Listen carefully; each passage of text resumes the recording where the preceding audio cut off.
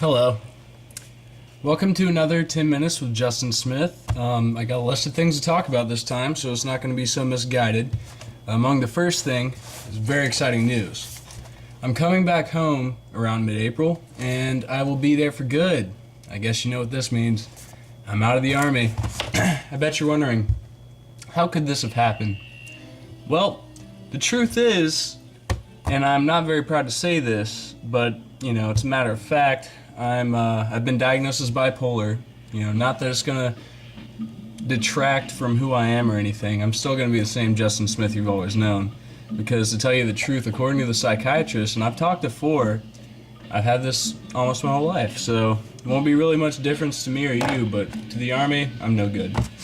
Next on the list, yesterday, I just wanted to bring this anecdote into conversation, if not for anything else, then just as a warning, like a Surgeon General note to anybody else who thinks it's a good idea to pop 3 Seroquel during the middle of the day when you have nothing to do.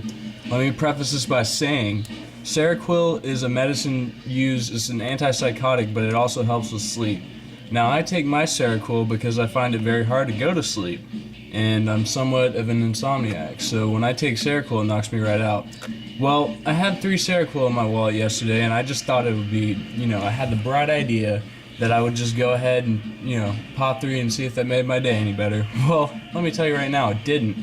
I actually ended up losing blood pressure during Friday formation, and I went to the ER. And I walked out of the ER, and everything was fine after that, but at least I got out of formation. Moving on, I've motioned and I've brought a new motion into effect for these 10-minute segments, and I'm going to be doing a series of blank of the month. So let me begin with the book of the month. I Love You, Beth Cooper by Larry Doyle. The movie adaptation of this book is very good, but there's nothing like reading a book, okay? Books are much better than movies in every way, in my opinion, and you'll get so much more out of reading this book.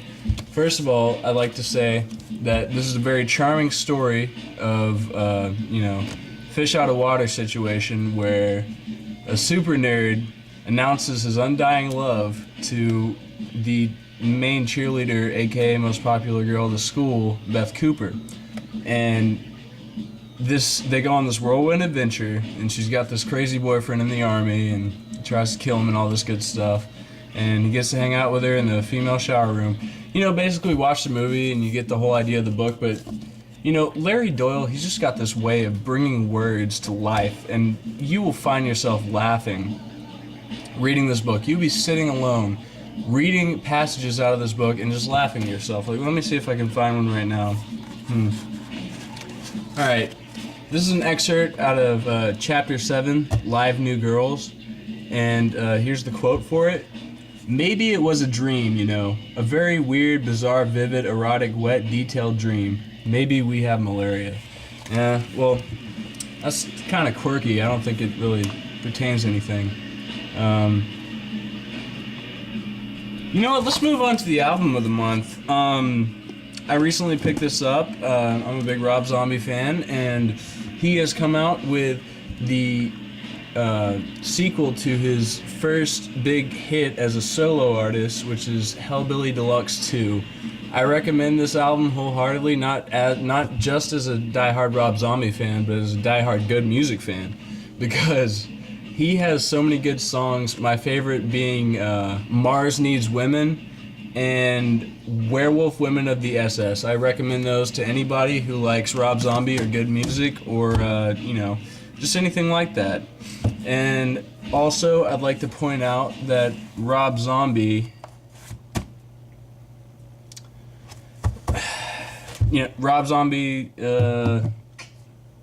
what's he doing? I don't know. He's on tour, so if you want to catch a show, you should check him out, see if he's coming to your town. Okay, movie of the month. Now, this is not a new movie by any means, but if you haven't seen this movie, I strongly recommend it, because this movie is kind of like, I want to say, the pivotal movie of a generation. especially for people either just about to graduate or have recently graduated, because you can really relate to it. And this movie is Can't Hardly Wait 10-Year Reunion Edition. And the reason this movie is good, other than the fact that it has such, award-winning stars as J. Love Hewitt, Seth Green, and Ethan Embry. I mean, if you can dig that, you can dig anything. But it's a great movie. It's about this guy, played by Ethan Embry, who's in love with J. Love Hewitt's character, and he's head over heels. He's been in love with her for all 4 years of high school. But on the chance that they just happen to meet each other at the front of the school on the first day of his freshman year, and she walks into his classroom, and if that's not enough, they happen to be eating the same Pop-Tart, which automatically connects them, in the continuum of fate. So, goes through this whole party. This movie is basically based on a party, and also the guy from Scrubs, the kind of light-skinned guy from Scrubs, he actually is in the band. Also, if you've seen the movie Hook, Jack from Hook. He's actually a super nerd in this movie, and he gets completely drunk, and he does a rendition of "Take Me Down to the Paradise City where the grass is green and the girls are pretty." If that's not the name of the song, I'm sorry, but that's the only way I know it. So, if you haven't seen this movie, and I'm pretty sure most of the people watching this have, because it's a very widely known movie, and it's just one of those feel-good movies that hits you right in the heart. So, run out and get that if you haven't seen it. And even if you have, what's wrong with a little bit of, rerun? Watch that movie again, because it's a good movie. Now, moving on to the game of the month, and this is a very recent game, and one that I'm sure most of you have been playing or have already beaten. Me, myself, I'm way too busy with other endeavors to, continuously play video games. I hardly ever have time to fire up the old PS3. But in light of this game, I have been giving my PS3 a little bit of extra attention, and that's because this is the most epic game to come out for the PS3 yet, in my opinion. And this game is God of War 3, the awesome end of a trilogy, and you won't believe the ending. I can't tell you right here because it's a spoiler, and I really hate putting out spoilers, but I will tell you, and this is kind of a little spoiler, so spoiler alert, but one of the first things you do in the game is you kill Poseidon. So if any of you have any outstanding needs to murder Poseidon for any reason that I don't know, pick this game up because you will enjoy it, I guarantee you. So, speaking of Poseidon, and this is not in my list of notes, so I'm going to have to make this quick. I'm already at 8 minutes or so. I'm getting a Poseidon tattoo, and, I drew it up when I was in the psych ward, and I'll cover the psych ward stuff later, but I drew this up, and it's going to be pretty good. I'm looking forward to it. I'm getting it done. I'm getting it done on the 1st of April, so we'll see how that goes. Anyway, moving on. MC Mass Murder, what can I say about that? Well, I've been working on some tracks, and, things have been coming up, and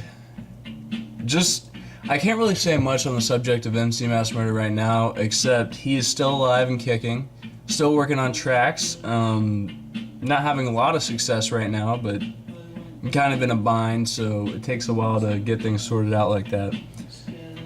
Okay,